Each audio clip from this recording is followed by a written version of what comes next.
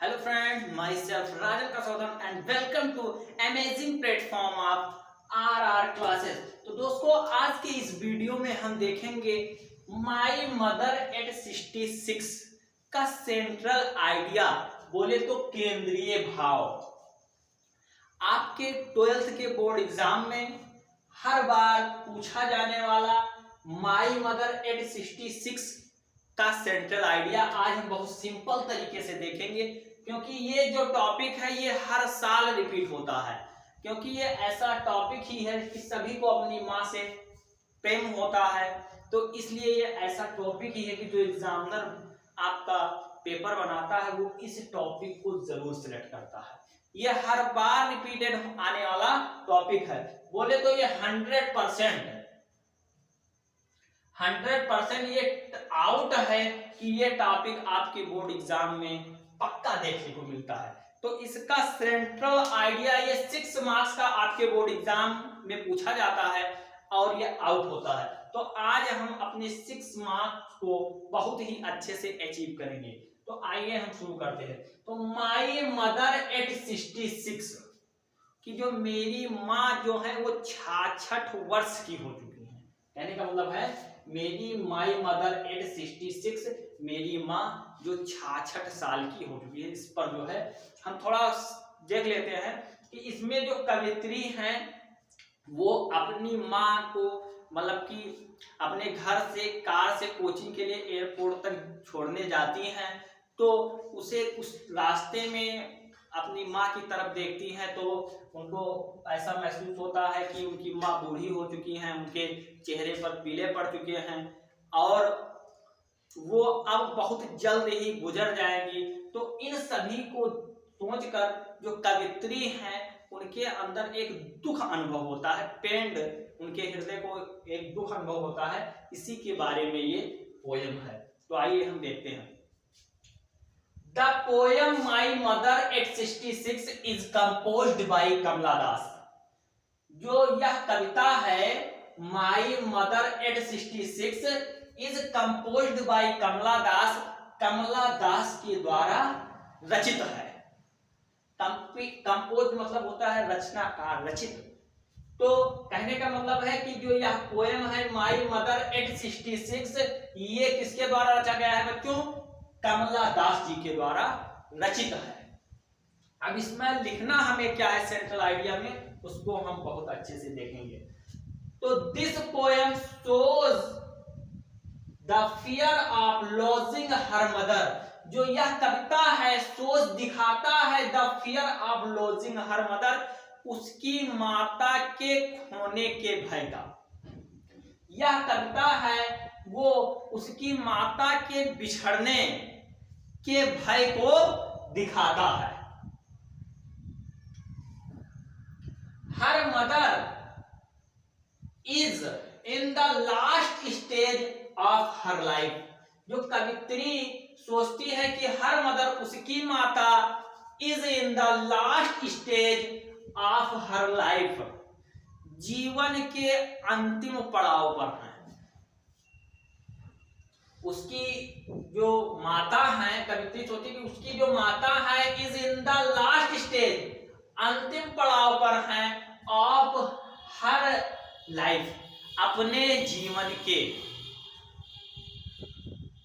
So the poets feels, इसलिए कवित्री feels मतलब महसूस करती है that her mother will pass away soon, कि जो उसकी माता है वो गुजर जाने के करीब है।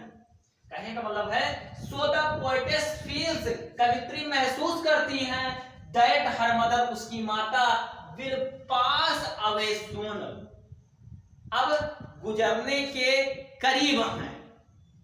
तो क्या हुआ? Poetess get scared of this thought.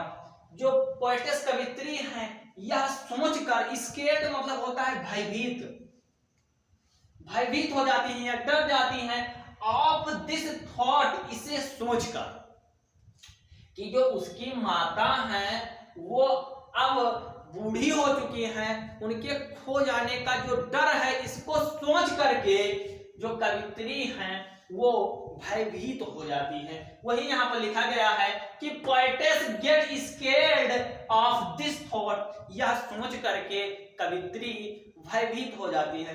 भाई जाहिर सी बात है, अगर कोई आपसे आपकी माँ को अलग करने को कहे तो आपके रोए खड़े हो जाते हैं, आप बहुत ही अंदर से डर जाते हैं। तो यहीं पर कवित्री ने कहा है to come out of this thought, to come out of this thought, इस सोच से बाहर निकलकर, to come out of this thought, इस सोच से बाहर निकलकर, she looked outside of car, जो कवित्री है इस सोच से बाहर निकलकर कि भाई वो अपने माँ के बारे में सोच रही थी कि उसकी जो माता है वो गुजर जाने के करीब है, उसके जो माइंड में जो ये चल रहा था उससे to come out of this thought, उससे बाहर निकलकर she looked outside of car, car के बाहर देखती हैं, कार के बाहर देखती हैं। अब देखिए द वर्ड, यहां पर वर्ड लिखा है, वर्ड में आर यल होगा, थोड़ा मिस्टेक है इसमें, आप यल कर लीजिएगा आर के बाद में। World outside was full of Joy and activity, the world मतलब कहने का मतलब जो बाहर का नजारा है या बाहर का संसार है, आउटसाइड बाहर का संसार है, वाज फुल ऑफ जॉय, वो आनंद से भरा हुआ है, एंड एक्टिविटी और हलचल में है।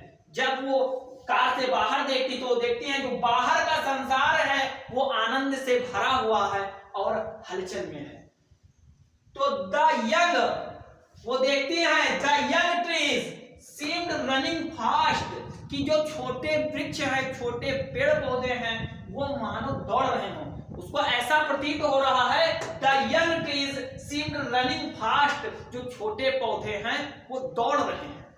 भाई जाहिर सी बात है कि आप जब किसी वाहन से चलते हैं तो अगर आप बाहर देखते हैं तो ऐसा लग रहा है कि पेड़ आपके साथ चल रहे हो या घूम रहे हो, तो वैसा कवित्री के साथ हो रहा है।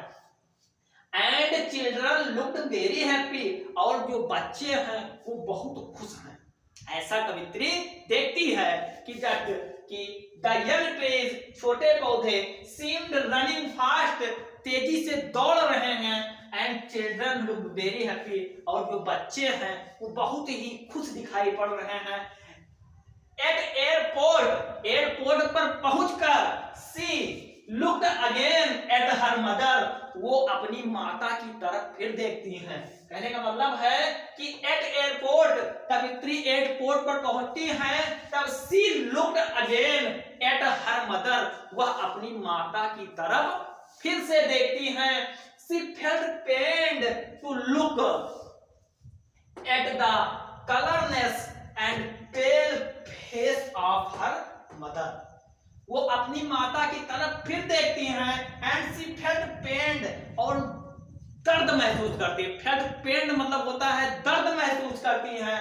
to look at the colorless and pale face, अपनी माता के कलरनेस मतलब होता है सूखे हुए, बिना कलर बिना रंग के, एंड पेल, अपने माता के बेजान और पीले हुए मुख को देखकर कवित्री दुख महसूस करती हैं।